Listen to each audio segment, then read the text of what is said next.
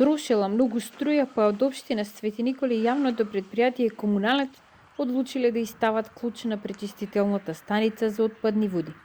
Повеќе од 10 години водата од канализацијата на градот непреработена се слева во Свети Николска река, што земјоделците ја користат и за наводнување.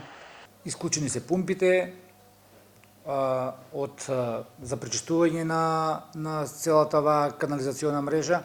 Наводно, според она што го јас имам како градоначалник информација, трошеле премногу електрична енергија.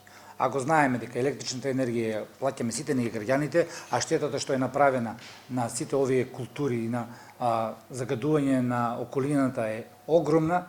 На проблемот со оваа пречистителна станица уште во 2009 укажале од Државниот завод за ревизија.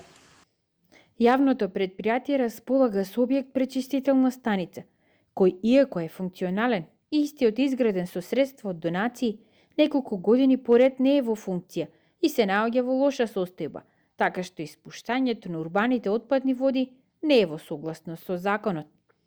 Но ревизорскиот извештај завршил во фиока. Пречистителната станица останала под клуч, а пумпите и останатата технологија под завод на времето во аут. Неофицијално, неработењето направило штета од близу 2 милиони евра.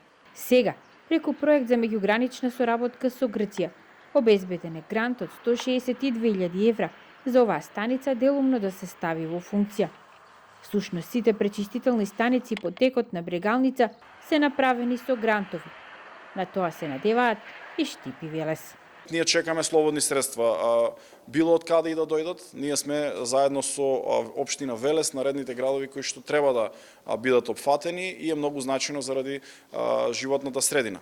Свети Николе е една од првите општини во државата што доби пречистителна станица за отпадни води уште во 2000 година.